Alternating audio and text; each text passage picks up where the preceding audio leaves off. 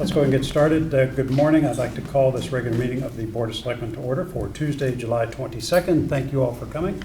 Today is our quarterly department head meeting, but we've got a couple of items that we did not cover in our meeting last night because we canceled it. So I'll quickly go through those and we'll get right to your reports.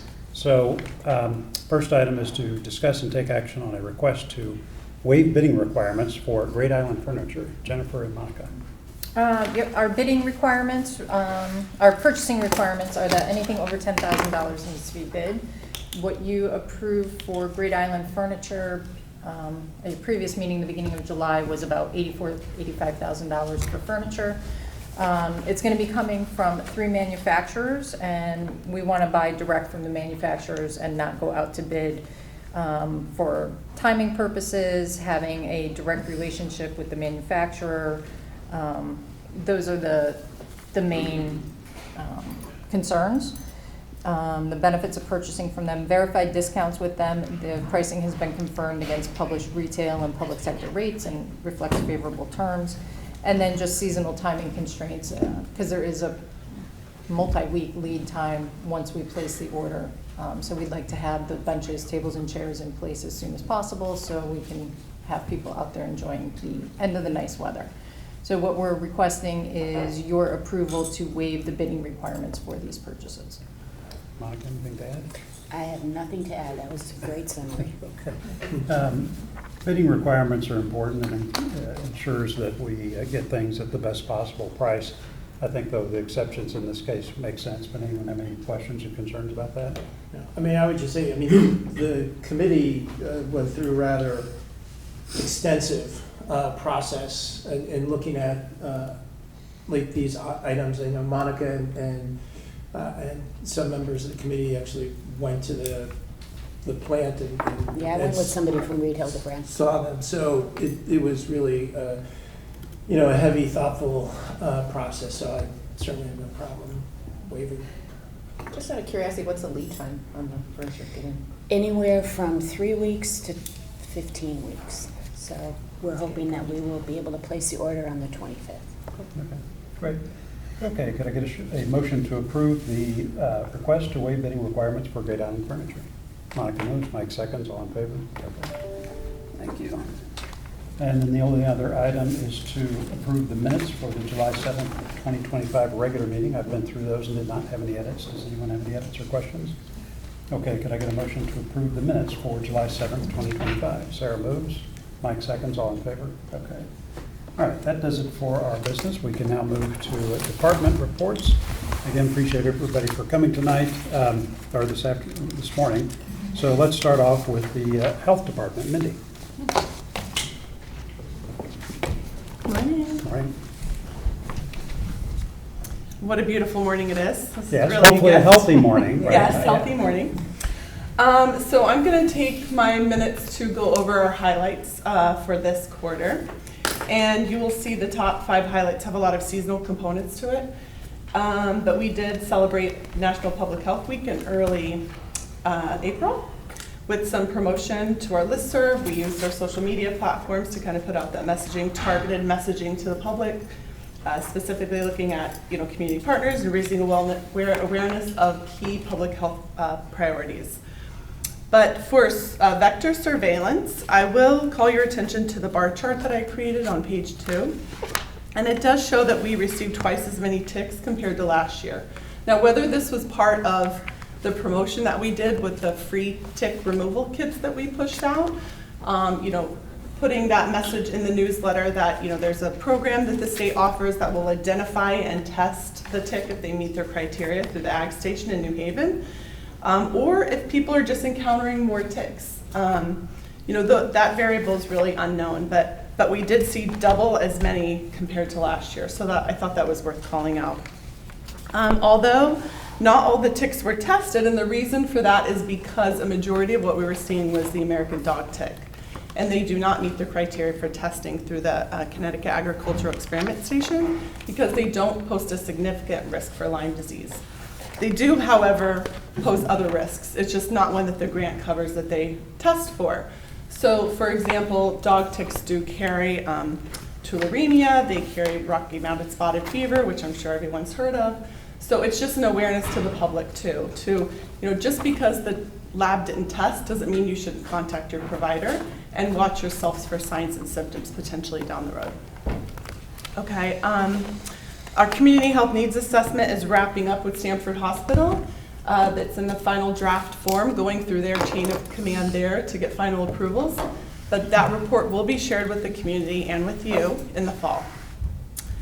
I presented at the Commission on Aging, and I was asked to speak. And one of the takeaways from that was that they recommended that we, the health department, offer a fall vaccine clinic down there. So in partnership with Stop and Shop, it's a great partnership because we literally do nothing but offer the space and promote the vaccine. We're going to offer 2 clinics in the senior center. The first one will be September 29th from 9 to 12. And we worked with Allie and her team at the senior center to secure the time and space, and they'll help us promote this as well. And the second clinic will be October 20th from 9 to 12. And at those clinics, we'll be offering our seniors flu, COVID, RSV, shingles, pneumonia, and Tdap.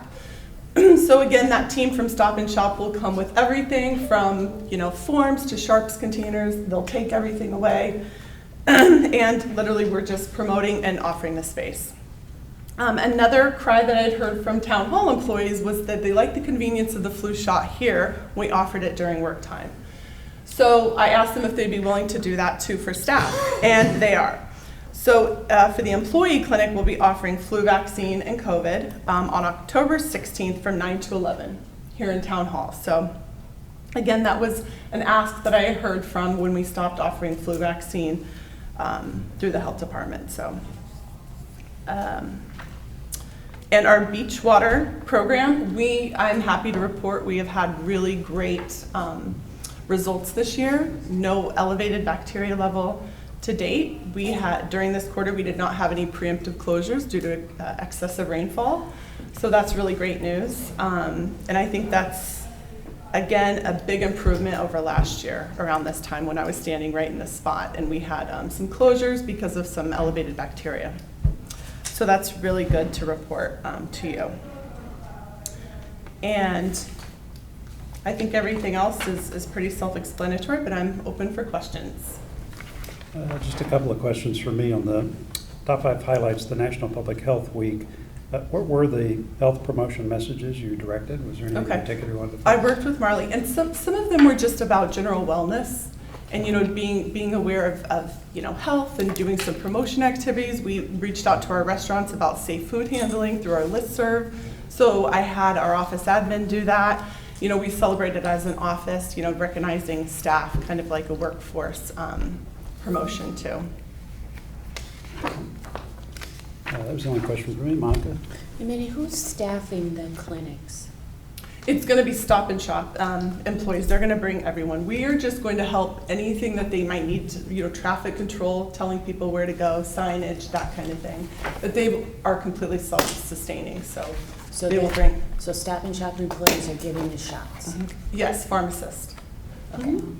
They have a team, and we're not the only health department that they worked with to do that. So there's other health departments that are utilizing them too, and they actually approached me via email before this discussion even happened and said, we're working in, one example is Old Saybrook, so they're doing with that health district. They're working with them, and they've already done that in years past. So it's almost they're supplementing, what the health department's capabilities are.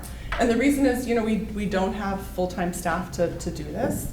And we found over the years, that we were losing money, what we were putting out or wasn't being returned. And they also have the ability to bill everyone. The only insurance company they can't bill is Aetna, and it's some conflict with their pharmacy in them. But other than that, they can bill any insurance. Have you thought about having, like New Canaan, that I don't think has a Stop and Shop, inviting that community, or do we not have the space and time? So I kind of gave them, maybe that's a future thought, but I did give them anticipated numbers so that they would know how many pharmacists to send. So I did kind of just ballpark numbers for staff and for the senior clinics, but I think that's a good opportunity to explore. Okay, thanks. Other questions for Mindy? Just note that, by the way, your food inspection totals are substantially higher for this past fiscal year, so it's a lot of work. I know that you guys have They to do are, that, yeah. but thank you for that. Yeah. Okay. All right, appreciate it, thank you. All right, next up, Susan, Human Resources.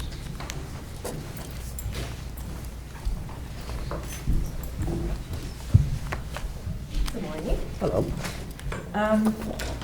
So just a couple of things to highlight.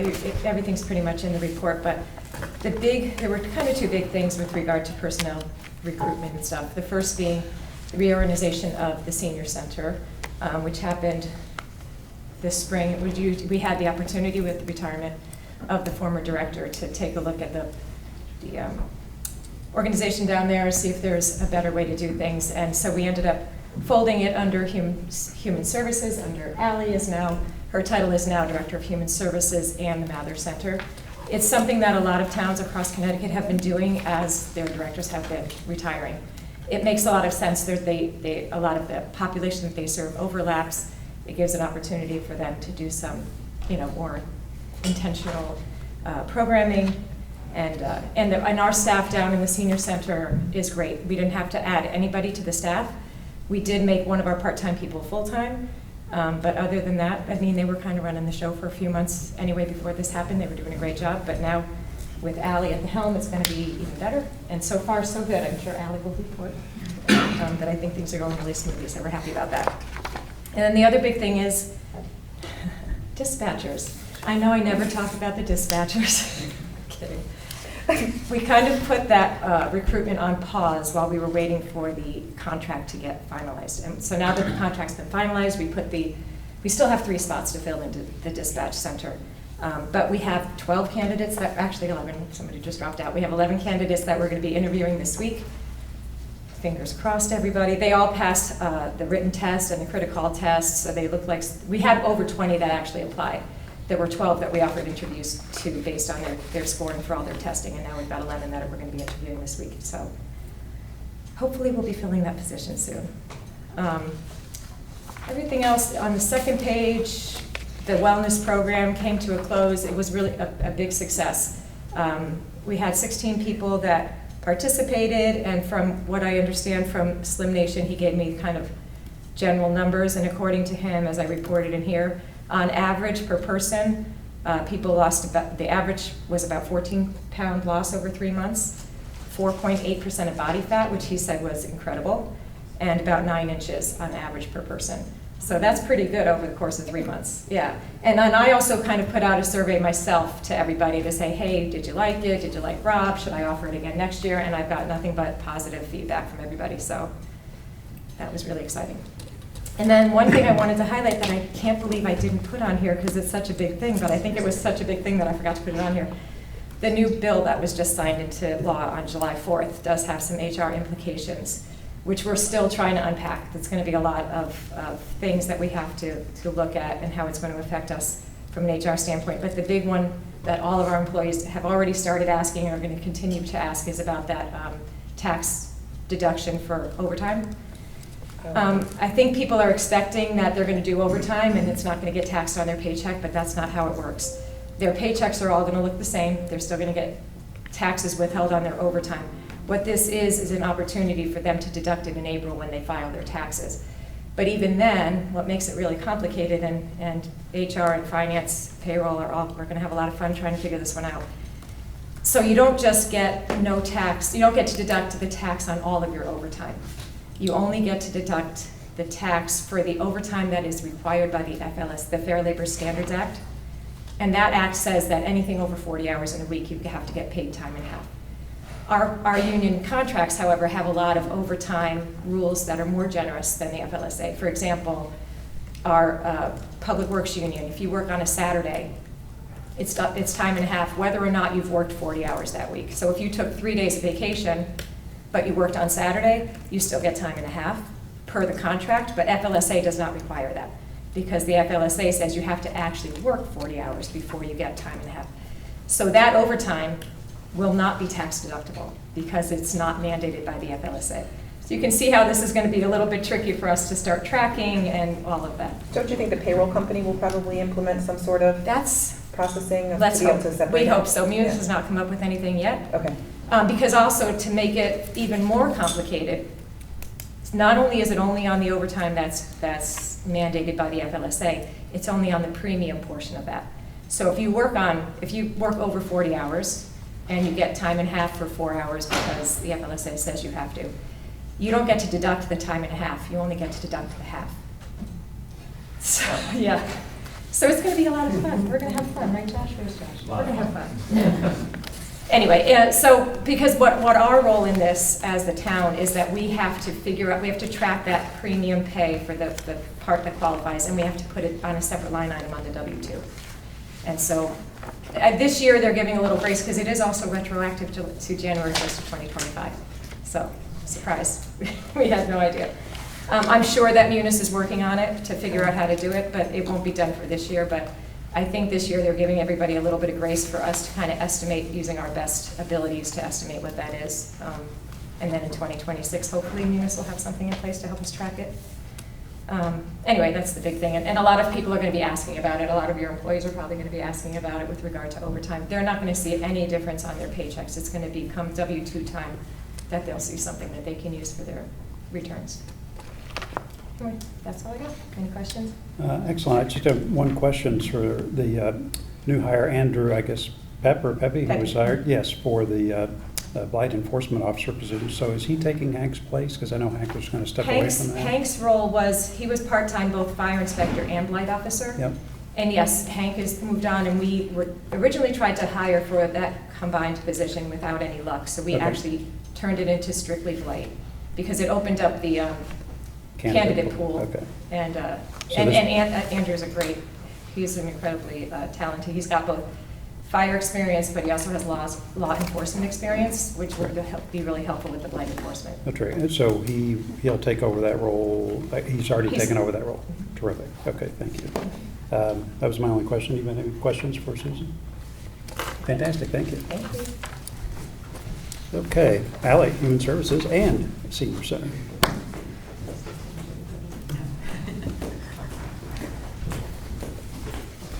Good morning. So, not too much to report. There hasn't been much going on. Okay, thanks. Appreciate it. Well, Susan already discussed, obviously, that we've had the reorganization, and so far, so good. It's going great. Like Susan said, the staff down there are wonderful. So they do, I said I get to do a lot of the boring stuff, and they do the fun stuff, the programming and all the activity planning and all. But so far, so good. We have a survey out for all of the residents that are, or not members, I have to get used to the different terms, because not all of them are residents. But and we're waiting to get all that together, and then we'll come up with some ideas and proposals of maybe some changes. So waiting to kind of just wrap that up. Cynthia Hall is on maternity leave, so the timing was great. She had a little boy, Michael David. And then as Susan was also mentioning about the large bill that just passed. So when I wrote this report, it had not passed yet, but obviously that's something that we've been watching about. It's the largest cuts to Medicare, Medicaid, Husky in the history of those programs. I know last time you asked Monica about the energy assistance, and just so you know, we still haven't heard from the state. They usually roll out the plan in August, but I did just pull our numbers. So last year we had 73 households receive the benefit, totaling $31,000. Actually, it's closer to $32,000. So hopefully, I don't know what to anticipate. They haven't really, there's no discussion quite yet that I'm aware of, or that I'm privy to. So yeah, we did more QPR trainings. We did one at the senior center. It was mostly seniors. We have one scheduled for next week, but we don't have many people signed up. And we were hoping, Sarah McCarty from the Community Fund, or Thriving Youth and Community Fund, just got certified. And so we were reaching out, she was reaching out to her pools of like college age kids, hoping, the timing's hard, but we don't have many people, so I don't know. Yeah, it's 18, right? It's 18 over? Yeah. What day is that? It is July 30th at 10 o'clock in this room. So we're going to try to get the word out and another push because we only have 3 people signed up. I know it's a bad time of year, but we're hoping to do them as frequently as possible, and maybe we can get some college-age kids or high school seniors. And we did have one eviction this quarter. that we did have to pay $725 in storage fees.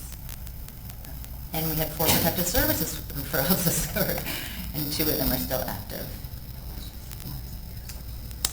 The question I had is on the human services quarter highlights. I know you've had that format for a while, but it will say 24 new clients, 31 last quarter, 22 this quarter. So that's kind of the new clients. When I think about something like this, you'll have existing people that you're working with at the Oh, start. these are just new ones. Well, Yeah. so if I'm trying to get a sense for overall department busyness, it would be helpful to say, all right, here were the clients we were working with as of the start of the quarter. Okay, We but had active. several additions here. We had a few that we're no longer working with. They're left, they find kind of whatever. And at the end of the quarter, we have this. So if I look at this, you've got kind of 24 new clients, but it doesn't give me a sense for how much your scope of responsibility is changing or increasing or changing, or say over time. So would it be helpful to put like how many clients we actually serve in total, like Well, so unduplicated? beginning, I mean, not to be too accounting oriented, it's Mhm. human beings, but here are the number of people we were serving at the beginning of the quarter, and here are the comings and goings. So we added some new ones, a few folks were no longer serving, they're fine, and at the end of the quarter, we had X. So if you started with 10 and you added 24, and now we're at 34, okay, well, that's a big change. But if you have 100, and so I just have trouble kind of dimensionalizing how much your workload's changing when I see something like this, because I don't know what your existing base of client service is. So that'd Okay. just be interesting to know, just Mhm. keep track of how busy you guys are. Yeah, that'll be easy to pull. Okay, that was my only questions. Questions for Ally? No, just Ally, I know you're a little short-staffed and you took on a huge new role and really appreciate it. Thank you. Yeah. I'm excited about it, and I love working with the senior population, so. Well, you get steps in walking down. the- Exactly, that's what I've been There you saying, I should be wearing my Apple Watch right now, but I'm not. go. Okay. Any questions, nobody? Thank you, Ally. Okay, Ally, Thanks. thanks a lot. All right, next up, George, IT.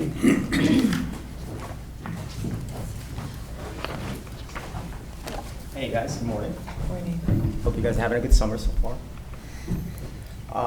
The only thing I could see, I saw that with computers and upgrades, I know the offices, it's August, those offices will be finished, but there's more offices after that I'm still gonna do during the course of the year. Would be town clerk, the building department, public works. But other than that, if you have any questions. Yeah, there's a couple of things that we've discussed. I think we had office from 1941, and we're updating that to. 1941 is a good year though. Well, it's not that bad, but can you talk just a little bit about that Yeah, the upgrade and kind of what that means for everybody? Well, I Where know are we that- now, and what are you? Yeah, we're at 2016, and after that, there's 2019, and there's Microsoft Office 365, which is more internet-based. Currently, right now, with our licensing and the cost, is a big issue in respect to upgrading to the later version. It's not something that you can get automatically. It's a full amount, and I think we discussed about how much it would cost and what we want to do with funds to try and focus on upgrading all the machines to the later version. I'm not sure if Jeff got back to you. I know something had updated in respect to how the licensing is structured, and I think it's more money now. But we're still trying to figure out a way to get it so that we can have Office 365. 2016, which you currently have, is pretty good. It's still good. It's just that it has a lot of quirky things because every time there's an upgrade in any Microsoft product, it always affects in some way or form, whether it be Outlook or Word. And we've had a couple of times where it's frozen up. Yeah, and we're always trying to figure out, I'm almost waiting for the fix, because they've got to ultimately have enough, I guess, feedback from a lot of their users with the current version that we have to at least actually start applying and getting resources to. So it says that it's 2 days, 3 days. I mean, the last one was like 4 days, I think. I Band-Aid it, but, until it comes across, it just takes a little while. And the only other thing, I think you and Jennifer are working on this Zoom webinar capability, so we've Yeah, got the license for all that. I'd be really interested in trying to Yeah, get that she's doing a lot of rolled work out. with So Jeff. that's it. He does it a lot with the Board of Education. Yep, They've utilized that in many ways. terrific. Questions for George? George, has the Board of Ed had any hacking during their Zoom meetings? It's happened in the past.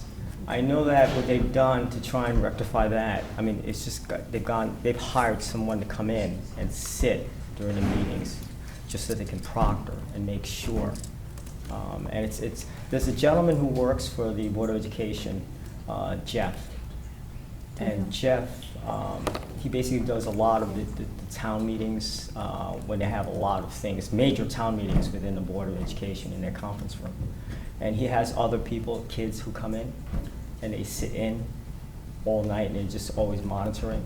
The secretary, one of her major, to the, what is it? Superintendent. Sorry? The superintendent. The superintendent. She's basically thoroughly monitoring everybody coming in. She sets up a chat room to make sure that they're staying within, so that this way they only enter.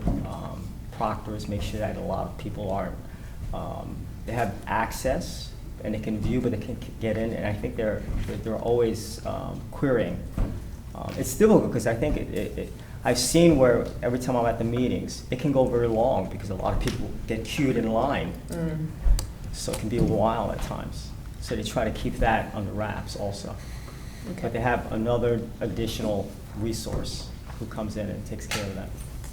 Thanks. Okay, other questions for George?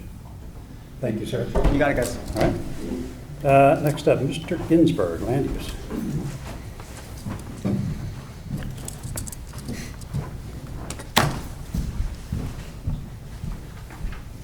Morning. A few items to supplement my written report.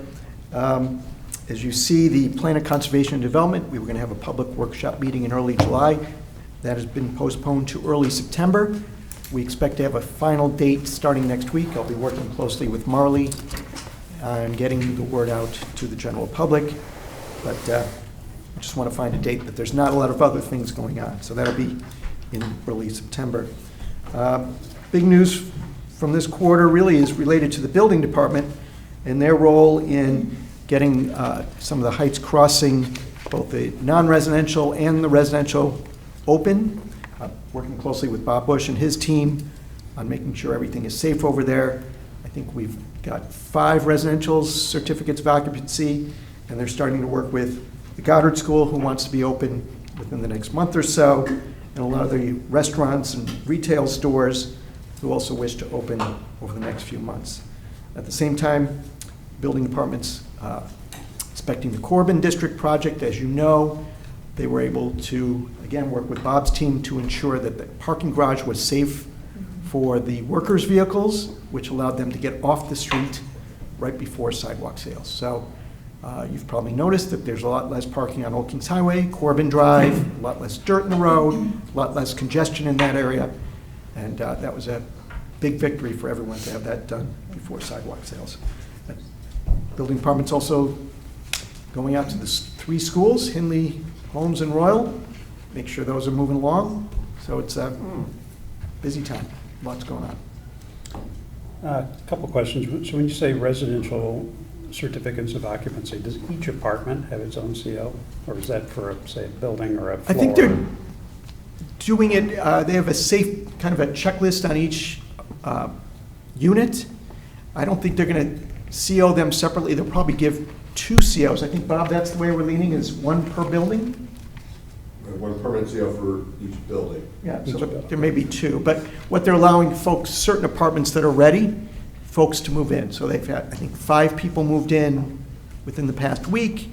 They'll get another batch over the next few weeks, and they expect full residential occupancy for the end of July, probably within 30 to 45 days.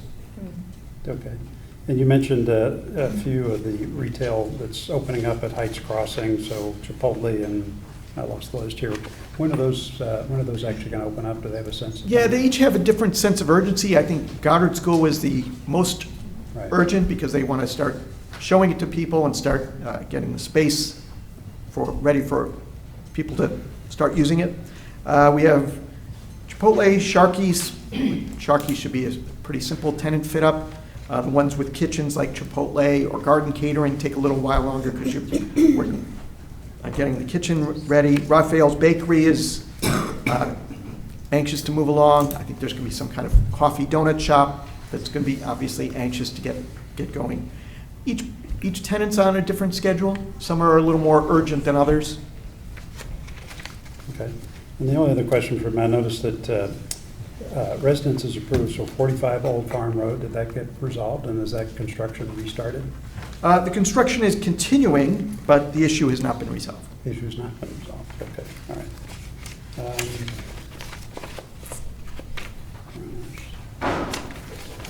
Those are all my questions for Jeremy. Anybody have any questions on land use or buildings?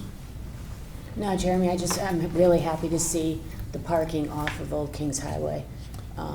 It was really, really building up, and it was hard to see around those cars. So I'm hoping that that is a permanent solution over there. I think that's a big win for David. He was very sensitive to getting that resolved. It just makes the sight lines easier when you're coming around the curve there, and it kind of gives us sense in downtown of being more available parking, especially on south side of Old Kings Highway. Those spaces, as you know, were being used by construction vehicles and are now available for the general public, which is great. Even the parking under the overpass. And under the bridge is Yeah. difficult. Great. Terrific. Okay, thank you, Jeremy. All right, next up, Jen Fava for Parks and Rec.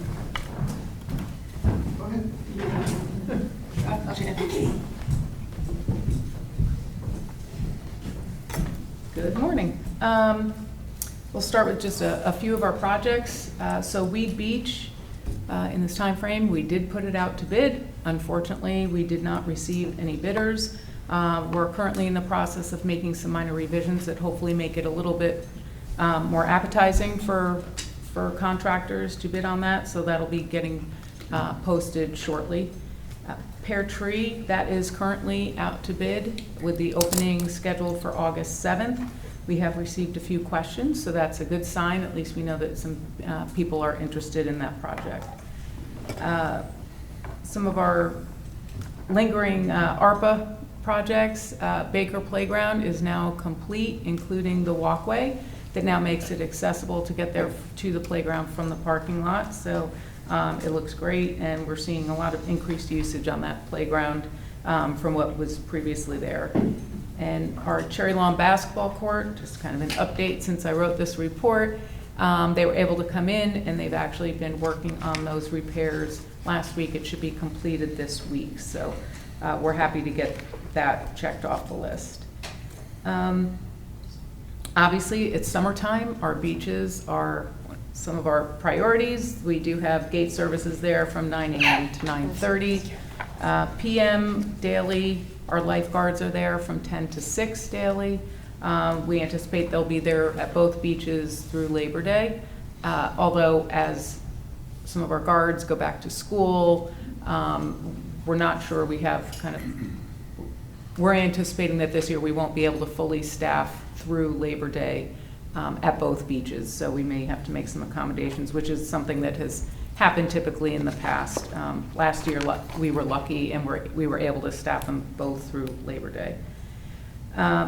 Again, with our lifeguards, really impressive. We continue to do in-service training. I was down there last week and saw some of that taking place. We work with the YMCA, really keeping their skills up to date. We also have a joint training with Post 53 scheduled for July 30th. So they're doing everything from regular searches and rescues to joint, how to take someone and then pass them off to Post 53 for some things that they'll be dealing with. Our spring registration was up slightly by about 1.4% compared to last year. Unfortunately, our summer program registration is down about 8%. We think some of that has to do with the way the school calendar fell. At first, we were going to have that last week, then we didn't. So we did add some programs, but not all of them were able to fill or run. We've also had a lot of poor weather, which we also think has kind of hindered people, and we've noticed more people traveling as well. Our beach permit sales, the revenue is up approximately 7%, but the numbers are down a little bit. However, again, we think a lot of this is due to the weather that we've been having. We have noticed anecdotally that in the office, People are now, they're still coming in to get them, which in the past we didn't, we're seeing more in office now than we have in the past. So I think because between the rain and then the hot, humid weather where people didn't even want to go outside, it was almost too hot. So we're starting to see that improve as well. So we'll see how it turns up at the end of the season. Again, of course, where the weather is affected, our daily fee revenue. Unfortunately, we're down around 17%. Now, this data was as of early August, so we've had a couple of good weekends finally, because I think we had like 16 weekends of rain in a row since like November or something. So that should pick up as well. One of the things that we are seeing is the people that have our kayak and paddleboard storage locations, a number of them have not been locking them as they are required to do. And we've had different storms come in or wind events, and they're getting blown all over. So staff have been going out and trying to find them. Some of them have gotten damaged, or we just get calls, it's missing. So there's nothing we can do with that. So we would urge, if anybody's listening and watching this, that if you have a space there and it's not locked, to lock it.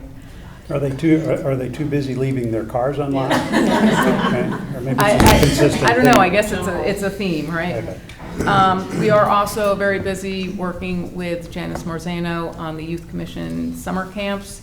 So those are going well. They will be finishing up, depending on which program, July 31st or August 1st. So that will then free up a lot more time for Parks and Rec staff as well. Some of our past events, in May we had Adventure Day, which went really well.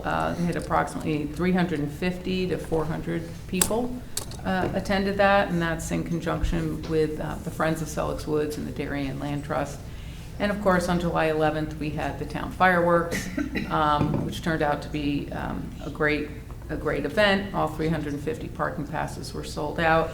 And it's a great townwide effort, including not only Parks and Rec Department, the Police Department, Fire Marshal's Department, Norotan Heights Fire Department, Post 53, Board of Education, and the Health Department. And I'd have to just thank our sponsors too, that include Nielsen's Florist, Rings End, Orchard Tree Care Specialist, Boylan Bottling Company, Palmer's Market, Federal Realty, and the Corbin District. We were able to raise $13,500 through those sponsorships, so we really appreciate that. It helps offset the cost of that event. Again, our staff, we're working right now on putting together all of our fall and winter programs, and those registration will begin on August 20th for residents and August 27th for non-residents. Again, some of the year-end comparisons that I threw in there were, we're seeing that our park facility permits that we issue, and those are strictly for parks. We also handle the ones in town hall, so it doesn't include those. But they're trending slightly downward since 2023, or fiscal year 23. But our program registrations and our total revenue is on the rise. So that's good. Our facilities, obviously, we're very busy mowing, and again, our beaches are a priority. Staff are at the beaches on weekends through Labor Day. They're grooming and raking the beaches, picking up trash, doing all of that.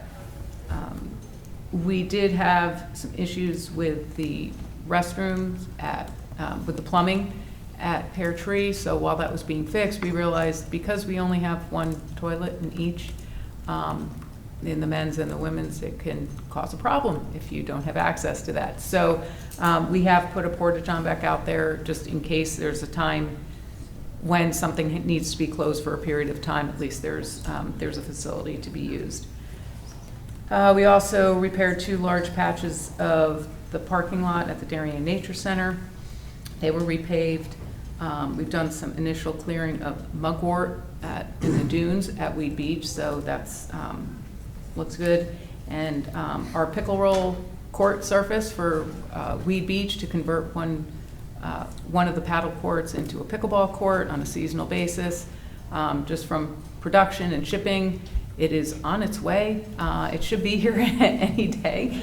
We're still trying to schedule that with the freight company right now. So as soon as it's in, we'll schedule to get that installed. And so we're looking at probably having it in place for about 2 months, and we'll get a feel for that. We'll have reservations allowed, just like we do at that Cherry Lawn. And then just 2 upcoming events. On July 25th, there's a concert at Tilly Pond Park with Baywater Properties. It's Spadtastics. And on August 22nd, we have the Town Luau at Wheat Beach to end the summer. So. Thank you. You answered all my questions except one. So I'm very motivated to see the new and revised Wheat Beach bid document get done so we can get that out. Yep. So can you be more precise than shortly as to when that would be ready? We're hoping in the next couple weeks. Okay. I'm actually going down the hall right after this meeting to get an update, just so that they can change up the bid document. It just has to be finalized, and then just timing it out with getting the notifications in the paper. Got it. Okay. Great report. Questions? Mr. Burke? On the basketball court Yes. at Cherry Lawn, is that a normal wear and tear or something different? Is it not built the right way that it would require those repairs? I know that it's like probably the nicest basketball court in the town. I know it gets a lot of use. What's the story with that? So the issue with that was there was a crack basically down the center. What it appears to be is that when they laid down the asphalt on that court, the asphalt, it cooled. There was too much cooling time, so it didn't blend together real well. So it was fine at the beginning, and then over time it separated. So what this is doing is they filled all the cracks. There was some spidering on it as well. Filled the cracks, and this is actually laying a new mesh that goes over the entire court. So it kind of holds everything together with the new color coat, and what they were finishing up with this week is the lining on it. So that's what happened. And then in terms of precision, I just get a lot of questions. I mean, we've been hearing, the rollout court is here for pickleball, or it's not here. Well, when do you convert it back to paddle? I know you said a couple months, but is there a big lag between the time that those things actually arrive? And then do we have to find someone and schedule them to go and do it? Or what's the rapidity? When can I tell these people that there'll be that court? I wish I could tell you that. Unfortunately, again, so it got delayed. They had production. They do them outdoors in Arizona. They make them, create them, whatever.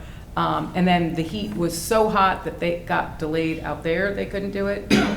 So once we get it, which again should be any day, it has to sit in our climate for about 3 days or so to acclimate to our weather. Then we need to just schedule it. It'll be our staff that install it. We need to prep the court. There's a whole process. So that should be done. We're hoping we get it maybe next week. We'll be able to have it installed. If not, well, yeah, hopefully early, maybe late next week. Again, it all depends on when it arrives. And it will be coming up, I believe we're looking through the end of September, because right at the beginning of October is when paddle tennis starts. So we don't want to interfere with that. So that's why I'm saying about 2 months. We should have all of August and September. Yeah. 2 questions. Is there a place to store this when you take it apart? We will be finding a location probably at the garage. Okay. And also a question on the Wheat Beach bids. Did you get any feedback on why we weren't getting any bids? What was the complexity of the project? A lot of it was people were saying they were just busy. Okay. So one of the things that we're doing is lengthening the time frame of when they can do the work. Okay. From start to finish, because it was kind of could have been looked at as a quick turnaround. So that was one thing, and we're just looking at something else with trying to make it a little bit easier to deal with the Phragmites. So that's what I need to, that I'll be checking up on. Other questions, Sarah? I just want to say, first of all, the Baker Playground looks great, so thank you very much, because there are people there all the time now, to your point. Yep. And the fireworks were a great success, so thank you so much. Thanks. Thank you. Jen, also thanks. I know that you've been out raking, your department's working with DPW over at Great Island on the beach. Thank you. And thanks for reaching out to all of the sponsors for the fireworks. That looks like a really nice, healthy number of people that supported it, and I'm sure that was driven by you, so thanks. Well, I'll give our staff credit for that, but thank Yeah, you. the other great thing was that all the sponsors, when I was there, they had signs up on some of the fencing, so that the public, when they got there, they could actually see that those guys were sponsoring, so that was a lot of fun. My only suggestion about that is there were about 500 people in line at the Mr. Softy ice cream truck, so I think we need 10 trucks there, because I think everybody was there maybe for the ice cream than the fireworks, it's hard to say, but anyway, big success, so thank you. Okay, appreciate it. Next up, Mr. Gentile, Public Works.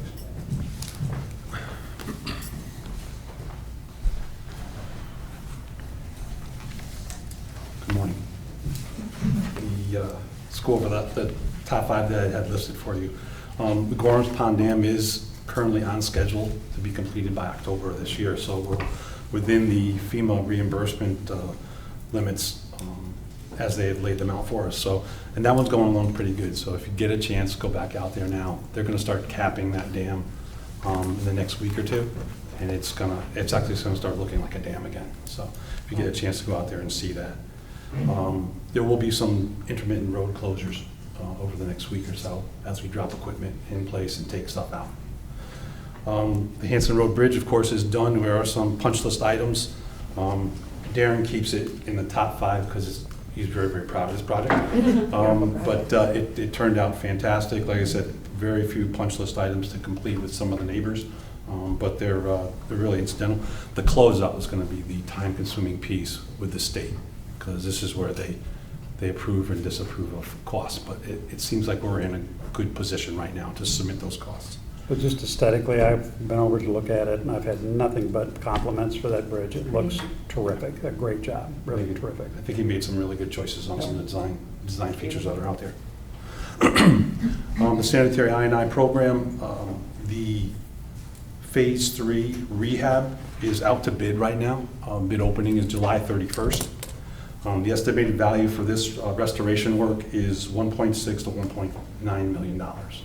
That'll probably take us 9 months to a year, depending on weather, to complete that phase. We're already seeing reductions in flows from the Phase 2 rehab. This Phase 3 will just enhance those numbers even more. We did have a issue with our electric power down at Nearwater on June 1st. Either our wires shorted out and burnt out the transformer, or vice versa, but we ended up being down on generator for almost 24 hours. The ARPA generator that we had purchased about 9 months ago came in handy. We actually brought it down. We hooked it up as a backup to our other generator that was there, just in case we lost power again to that piece. Eversource was fantastic. They showed up in full force. There was about 5 of the large trucks down there ready to help us. They were there the entire time. Our guys, as well as our contractors that showed up, our electrical contractors, our diggers, the same thing, some of our staff, we were there for approximately 18 to 24 hours getting this thing back up to speed. Never had an issue with the overflows, didn't have any issues with services to the people, but I can tell you it was a little touch and go around 2 o'clock in the morning, realizing that we had no power down there and no transformer. So that turned out well for us. And then finally, Great Island driveway improvements. The August 4th start date, I just got that date this morning, about a half hour ago. They will be out there starting digging on that day. We will be putting out a press release. We'll be putting the mobile signs back out, both at the entrance as well as the parking lot at Pear Tree, to let people know that during certain hours they will be closed. We're going to go back to the weekday closures until 4 p.m. and the weekends it will be opened again. That'll start August 4th. We had shop drawing and layout work to get done in the next week. They are doing some soil erosion work ongoing right now. They didn't get much of it done last week. They will be out there this week doing it. I think the final topic is paving. Everybody wants to know about paving. We are starting August 5th for the town. It'll take us about 3 weeks. In that time frame, we'll also be doing the Rowan Heights train station parking lot. Right now, we are working on the limits. I'd prefer to try to not bite off more than I can chew, and I have an assistant that's going after the whole thing. So I need about a week or so to work out those final details. And John, you and I talked about the parking over there too. We'll be putting in some underground conduits for the future changeover to premium parking or the use of LPRs on site. So we got some work to do out there. We'll have the conduit information by the end of the week. Sure. Okay. And here for any questions that you may have. On that electrical failure, if I look at the pump stations kind of everywhere in terms of redundancy and all of that, what's your sense of where you are on just redundant backup, updated equipment, all of that, just to make sure that you're sleeping well at night, that's in good order? And I appreciate you being concerned about how I sleep, because I am too. Yeah. So I first started here, I replaced all the 3 major pumps in both of the largest stations we have near water in Stony Brook. I've continued to do that, working from larger to smaller. I've replaced, I'd say, about 75% of all the pumps right now, and I have a backup for the smaller ones for 3 or 4 of the stations. With that said, I have generators at all of the pump stations, and with that ARPA purchase that we have now, I have a backup to those generators if I need to. So that has helped us significantly in allowing us to do our regular maintenance work and make sure we stay on top of that. But then again, also I get to sleep through the night. So those are the calls that I get. I get them at night. Pretty good about just where your investments and redundancy, all that's. It's been the sewer commission has been great. They've given me the ability to put money aside for those pump station upgrades, and I've slowly implemented them throughout the stations. Like I said, working from the larger ones to the smaller ones. Okay. Just on the municipal solid waste and the single stream recycling, obviously there's the upward trend in MSW, and we're having to pay now to get recycling shipped out, whereas we used to get paid for that. Any message for the public about how to continue to think about their garbage disposal, recycling, all of that, that they should hear just to do it right and better, that might improve our circumstances? I mean, I don't think a lot of them have changed their habits. I think with the larger increase in MSW, it's skewed now our single stream recycling numbers a little bit, so the trend is going in different directions. We've had, that slight increases, we are up 10% on MSW this year. That's 500 tons from last year's end of season. That's a lot. That's a lot. And it's about 60 grand additional revenue that is brought in. We're up over $1 million in revenue right now in MSW. It's just creeping up every year. This one's a bigger jump. Again, same reasons as before. This is the most convenient site down here in Fairfield County, on and off I-95. Wheelabrator, Bridgeport, they are packed. City carting in Stamford can't handle it every day. We just happen to be in the quote-unquote right place, right time. It's still generating revenue. Haven't fully discussed with Jen or Josh looking at the rates now. It's been 2 years. I had promised Kate that every 2 years I'd look at them again, stay in front of Wind Waste's rate of what they charge us to take it off site. So I'm looking at that right now and seeing if there's a rate increase we should be looking at, small or large, depending on what the next couple of years bring. Your good suggestion from a while back, we should stay on top of that. Yeah, Ed, so when I looked at this graph, I felt like when we raised our rates, we saw a drop, and then we saw a resurgence. So did the other stations raise their rates in response to ours? The other cities did. They did? So, Yeah. okay, so And we I think took we some were of that, just we gave it. we Okay, were we just got out it in back. front of Norwalk and Stamford, Greenwich too. And some of them, I don't know what we came to. I didn't get a chance to get that number, but yeah, we were kind of out in front of it a little bit. Great, I think looking at it again, very timely, great idea. And am I recalling right that there was an issue with the compactor at the transfer station? Has all that mechanical work been done, is repaired? One of the new trailers is in, the second one is coming in August, so we'll be fully servicing again the station with these roll-offs. Okay. And then the only other thing is your three-dimensional graphs here. I think have now evolved to 5 dimensions, and I'm having trouble reading them. So I'll stop by and we can talk about that. I will make a note of that at Okay. our assistant. He Okay. does like his graphs, but Okay. I think they're pointed in some conditions. They show you the 5-year as well as the current year that we're dealing with. I have suggestions for him. Absolutely. No more questions from me. Sure. Do you release a list of the roads that you will be paving over the course of the next? I do. There'll be a press release going out Okay. for the start date with the roads that are included. I really wish I could give the folks here in town the list sooner, but what ends up happening is as I get into April and May, I have to track the asphalt cost. Okay. And if the asphalt cost starts creeping up, I have to remove roads. Got it. If I put a list out there, I will get the calls of how come my road is no longer being paved. So it's not, I'm not trying to keep it a secret, I'm just trying to manage expectations. Got it. He's trying to keep it a secret. And Other asphalt's questions? not through the roof right now? It's staying pretty steady right now, pretty steady right now. And I just have one quick one. So the spare generator, that was great, and I think you guys deserve a huge, huge thank you for being out there, not only 18 hours, but also 18 hours on a weekend. Yeah. Solid, straight, really great. That generator, do we offer that as an emergency generator to other departments like PD or the school or? No. Okay. It is there. I don't know that he It is has. there for the entire town to use. Okay. If we're not using it and someone needs it, there's no reason why they couldn't use it. Okay. It comes with an operator, though. Okay. He's very, very sensitive. Mr. Fransforth protects that. He has it tucked away in one of his bays out there that no one can touch that. Okay. But that's- it's available on But it is emergency. available, and yes, Great. they can use it, Okay. absolutely. Okay. Other questions for Ed? No, Thank you, sir. Okay, thank you very much. Okay. Sarah, thank you.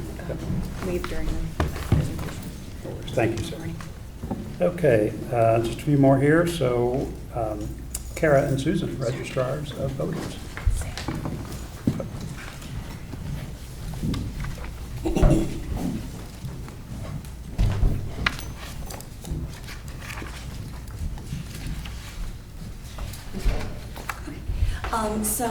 We had some exciting news. The old tabulators, which had lots of issues, getting gunked up, the, runners, the brokers not pulling, having lots of maintenance issues and malfunctions, were taken away. So they're gone. The state took them. We said goodbye, and they delivered 21 beautiful new scanners, tabulators to us. They are lovely. They are very movable. They're a bit smaller. They have lovely touchscreen, so they're going to be great. We're excited to use them. We are preparing training materials to train our new, our poll workers. Right, they had to learn early voting procedures last year. This year, they're going to have to learn how to use new tabulators. I think the touchscreen feature will make people nervous, but it doesn't need to. We're going to focus a lot on sort of communicating with voters to wait. It will take a little more time than before. You'll get a message saying, no, you made a mistake, or yes, you're okay. So I think that's just going to take some getting used to, both for poll workers and for the public. We also got a high-speed tabulator, which is very exciting. We've received training on both the smaller ones and the big one. So it can sort and do things at a not super high speed, but a nice speed. It's not so big that it's requires technicians to get it going and clear jams or whatnot. It's a nice size. It'll be perfect for the size of our town. So we're excited about that. It looks a bit intimidating, so I think, again, it's going to be training sort of people who are very used to doing things a certain way to do things a different way. So year after year, since early voting, we've had to recreate new training materials and train, our poll workers are a very loyal, wonderful group of people. They've been with us and doing this a long time. So each year, though, it's, training them on new things. They're always up for the task, though, and they're excited about it. So we're working on the new training materials now. We've been trained by the state and by the manufacturer, and then we'll prepare materials to train our poll workers both in advance of the early voting period and then in advance of election day. We are in the period of time where there can be people who decide to primary. The petitions are available. We have not had anybody come in and request a petition to seek, signatures to get on, to primary endorsed candidates, but that period won't be over till August 6th. So we won't know if there's a primary until that date. At this point, though, we are not anticipating a primary, but again, we can't say that for certain until August 6th. Legislative update, I think the highlight on that is what was not passed. What was not passed is the Secretary of State's bill, which had various technical fixes to the election statutes, most of them involving early voting. So there were concerns, and many voters voiced concerns and complaints about the envelope process in early voting. While early voting was very popular, what was not popular was putting the ballots in an envelope with their name and address, and that they, so that the people opened, it didn't have the double envelope situation that absentee ballots have. People were concerned. We understood the complaint. We definitely heard them and listened and said, there's really nothing we can do. It's beyond our, pay grade, essentially. It's beyond our statute. We don't have the ability to change that process. Most of us were hoping that they would change the statute to allow for the ballots in early voting to go through the scanners, not be tabulated, but go through them, no envelope needed, be locked and secured. The data would be removed on a U.S. day, secured, not tabulated till election day. That technical fix in the statute made it out of committee, did not make it, it died on the floor after the session. We're hoping that when they go into special session, hoping but not really confident, that it will get on second life and in special session get passed. But again, I'm not confident, but we'll see. See, is there anything else? I think those are the highlights. They just changed the curbside voting requirements. I mean, it was all in here. So we're getting geared up to get those locations set in the different poll sites. And I think we told you we're using a temporary poll site at McGuan Field for District 3. I love it. I love the field house. I love the light coming in.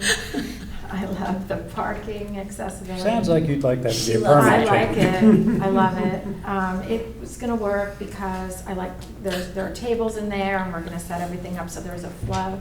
I defer to Susan on all things aesthetic and all things logistical and signage. And it's easy for the voters, so that was good. So we fixed that, and we did get approval. There's been a change in the administration at St. John's Parish. A little scared about that with the new. Not for a religious reason, but for will they allow our poll site there? Allow us to have a poll site there. I mean, that's a big if.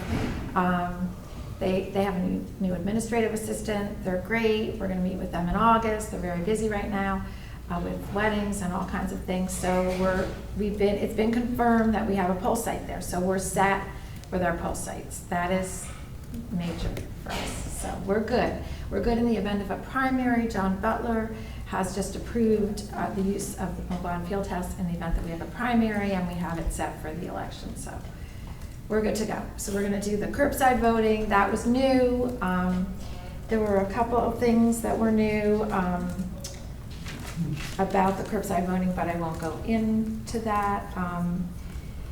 Do you guys have any questions about our appreciate report? all that you guys you do. One question for me is any need for any kind of public service announcement or support from us for volunteers for you guys?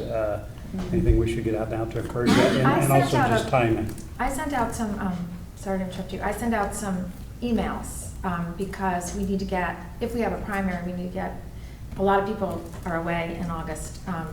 We need to get some people trained, we need to get assurances that people are going to help. And I did get responses from a fair number of people that and we are interchangeable, so we help each other out. If Cara has a primary, I have a primary, we both work on it. We both help get people. So I think we're gonna be okay. And I think so many people wanna help in the municipal elections, so I think we're gonna be, but we'll let you know. Thank you. I think we'll also reach out to Marley. I think the public would be awareness of the municipal election, so that turnout is not, we always prefer higher turnout as opposed to lower turnout, so it's really getting the word out, making people aware that there is a municipal election. I know it's sort of cliche to say, but while federal and state news gets a lot more attention, local elections are the most important ones, even if they don't get covered that much by the press, right? We have less newspapers, we have less local press and local coverage of these things, but as you all sitting here, right, these things are so important. There are your beaches staffed, are your roads getting paved, do you have sidewalks, are there important things doing to mitigate flooding, right? All the issues that you guys are sitting here discussing and spend a lot of time concerned about and working on. That's why local elections are so important. So I think it's getting the word out that there is an election. It's not the big one, right? I know there was sort of fatigue after the presidential, but local elections are really important. And right, we want people to show up. I don't care who so we want people to show up. So I think that the word is, we'll let you get know. the word out Okay. that there's an election. Questions? Marcy? For curiosity, I see that it doesn't impact Darien, but just to understand legislative decisions. So this early voting on college campuses. Yep. Does it only impact state and universities and colleges, or is it private schools too? Private schools Okay, too. so you have a school like Sacred Heart, where you have over 1,000 students that live there. But anybody who lives there does not live in the town of Fairfield. They're registered in Windsor, or they're registered in Darien. But you have to staff all of Sacred Heart, and only Fairfield residents that live on campus could use that site.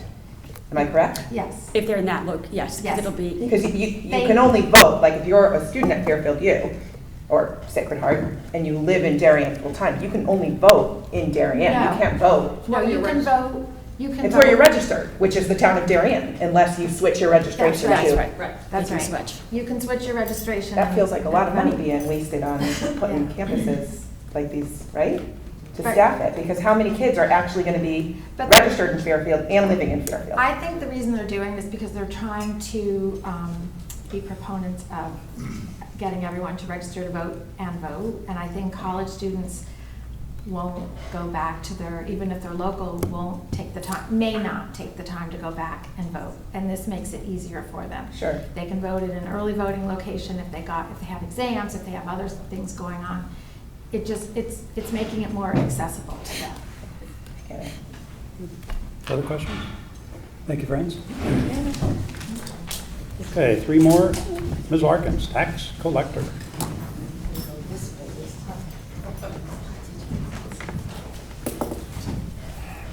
So good morning. Just some highlights from the tax office. We had another solid year last year. We ended with a collection rate of 99.8%. And as you know, there are certain collections I am barred from pursuing, and if that wasn't the case, I would have ended up at 99.85. I provided a breakdown of commercial versus residential of the uncollected receivable at the end of the year. Just so you know that out of the 321,000, we've already collected almost 30 of it. There are several houses on the market. I know there's one property that's in foreclosure due to blight. So those should be working themselves out within the next fiscal year, I'm assuming.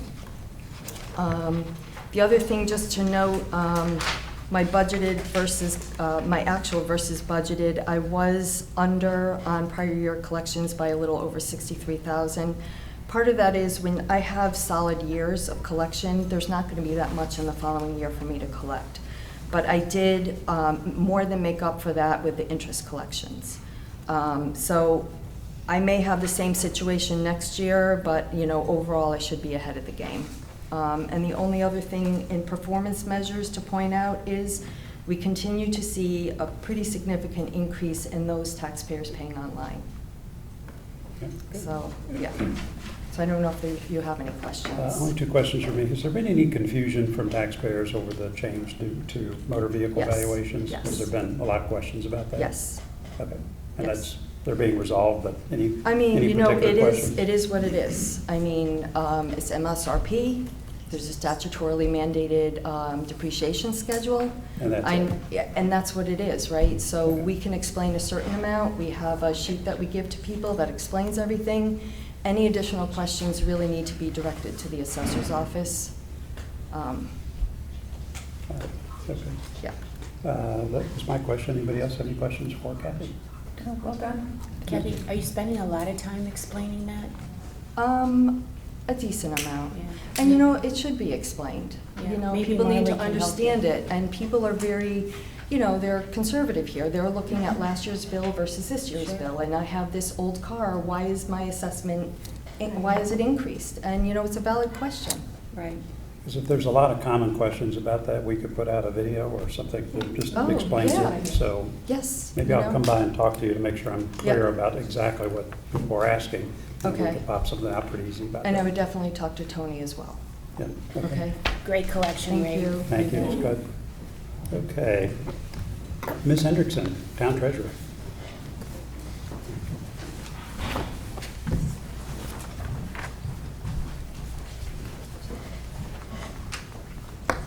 Good morning, Joan. Good morning, everybody. I don't have the final year-end numbers, but I can give you an estimate. We should earn about 4.1 million, roughly in that range. And I hope to get those numbers soon. I don't really have any additions to what I wrote here, but there was some complexity in it, so if you have questions, what would you like to know? The only question I had is I know there's, you've written quite a bit about just the arbitrage back and forth and kind of where all that's settled in the STIF account. And it looks like all that's settled now in terms of the approach that you're taking. So I'm hoping that the pressure of sort of additional discussions or questions about that, that all that is abated. It sounds like you're in a good spot on all of that right now, and we're kind of past that. Is that a fair assessment? Not completely, but mostly. Okay. And I thank Jen and Eileen for helping us come up with that solution. Yep. It really took quite a bit of time. You know, that arbitrage is not, nobody has bond arbitrage in their job description in this building. So, you know, it took us a little while to get there. But it seems like a good solution, though. It is a good solution, and it's working. And again, we get 30 basis points based on the STIF is 4.4 roughly. Our bonds were about 4.1. Correct me if I'm wrong, if I've gotten that wrong. So it's a good solution.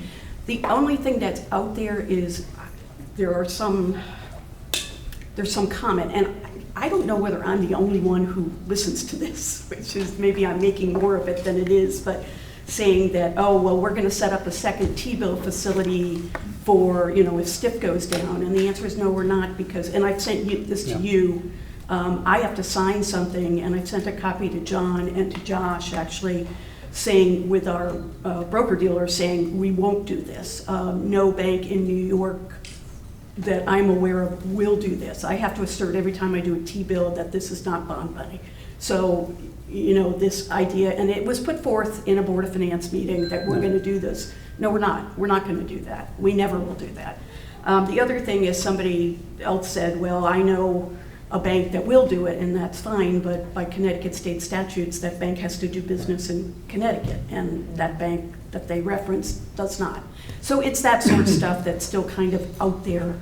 And again, it's minor, but I listen to it. I don't know if anybody else cares about it. Well, we're in a good spot now. So is the 4.1 million a record?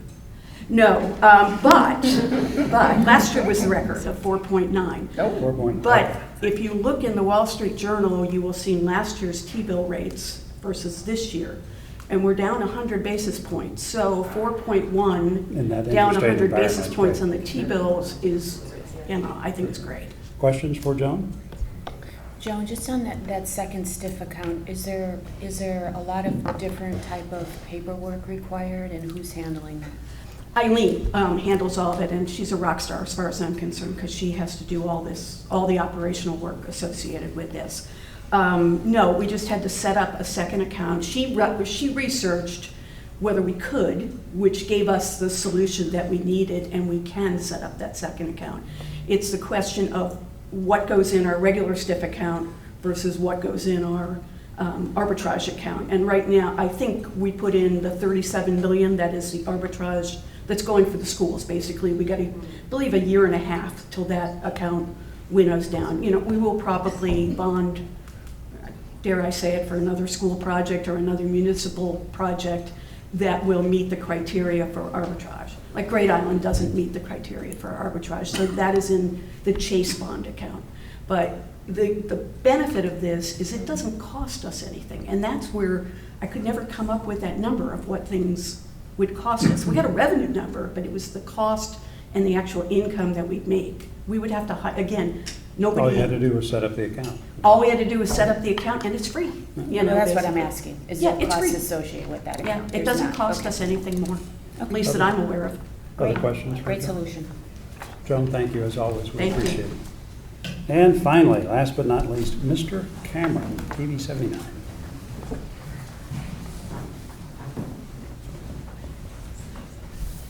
Good morning. Good morning. I bring you good news and bad news. We'll start with the good news. The good news is that our viewership has doubled for on-demand replay of meetings. And that is in large part thanks to the Best of TV 79 newsletter, which we started during the budget period. This is the work of Mike Wheeler and Carrie Wysocki, who are members of the TV 79 Advisory Board. Comes out every Saturday. Several people in the room here have sent me notes. I mean, every single day I get a note from somebody saying, this is so helpful. And what it does is it takes all the previous week's meetings, we run it through ChatGPT, and it comes up with a summary. I mean, it's the sort of thing you used to see in the Darien Times, the Darien News Review, like what's going on in town government. The challenge is that we cover all these meetings, but it's like, as we say, drinking from a fire hose. So now we've got a little spigot that lets you get it out one cup at a time. So that's been tremendously successful, and I think it's been very well embraced. And the viewership numbers, have, as I say, at least doubled for on-demand replay of meetings. That's the good news. The bad news is that we have ceased our live feed to YouTube, Facebook, and Twitter because the vendor we had been using, who had been charging us $240 a year, came in and said the new number is going to be closer to $2,300. And we said, no, thank you. Now, this started about 2 weeks ago. It's interesting, I've had maybe 3 people say what happened to the live feed. It is the summertime, and there are not a lot of meetings going on now. But the TV 79 Advisory Board is meeting tonight, and we're going to talk about alternatives to get back to doing live streaming. I think as the newsletter click-through rate indicates, the majority of our viewership is people watching meetings on demand, not necessarily live. If it's a hot RTM meeting, or if there's a really important vote coming up in front of the Great Island Advisory Committee, people might be watching live, but a lot of those meetings are also now happening on Zoom. And if you want to watch it live, you can certainly watch it in Zoom, and stay clear of the Zoom bombers as well too. So we're going to look at this and decide what we need to do in terms of getting back to a live feed. Yes, if you still have cable, if you're one of those handful of people that still has Optimum, Cablevision, Altice in your home, you can watch everything live because we're there live 24 hours a day. In the meantime, we're recording meetings and we're turning them around as fast as we possibly can. This meeting, which will be concluded shortly this morning, will be available on the website in a matter of hours. Happy to answer any questions. Well, keep us posted on that. I know there are a few people who like that live streaming, so if there's a funding need that we need to discuss, you do let me know. Of course, I think you're hiding it just because of the celebrity factor, but do you have an update on the number of viewers in Singapore who are watching the Board of Selectmen? I mean, viewership has plummeted overseas. Unless it's people, unless it's vacationers, trying to attend meetings while they're, sitting and in have the literally cottages nothing or- else to do. Nothing else to do, no. Marcy. Sure, question in regards to now only having access to Zoom. Are there, I know in the past there have been issues where it's limited amount of viewers that can actually get into a Zoom meeting, 100, 1,000, because I do remember when there was COVID stuff going on with Boartd of Ed stuff, there was not enough space for viewers to be getting into the Zoom meetings, and they weren't able to get the live feed because it maxed out at, I don't remember what the number is. Do we know what our contract is with Zoom and what the capacity of viewers is?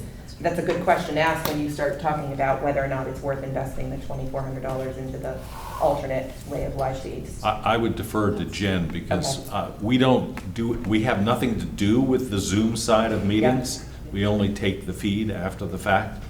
So it depends on the individual user and the account that they have. Yeah, on our town licenses, the Zoom webinar that we're looking at has 500 attendees. Our Zoom meetings, I think, is 100 attendees, but I would have to double check. And that's just for the town meetings. That the Board of Ed has their own licensing with numbers that they need. Yeah, that's certainly something to pay attention to. Heaven forbid we have something where we need to go back to Zoom, where we're going to have a lot of people, consider, because that was definitely an issue as a parent during COVID, was not being able to access a meeting for Boartd of Ed because of viewership. Yep. Other questions for Jen? No, Jim, the only thing I would say is I like the AI idea a lot, and I've worked with Mike Wheeler on some of the recaps, but there have been some significant errors. So I'm sure as time goes on, things will get better, but I'm sure you guys are double checking with other committees. Mike is running the AI summaries past the chairs of the various boards and commissions, looking for errors. And I would encourage anybody that they see something. I mean, aside from a spelling error, like how do you spell Zagrodzki? I mean, AI is not getting that smart that fast.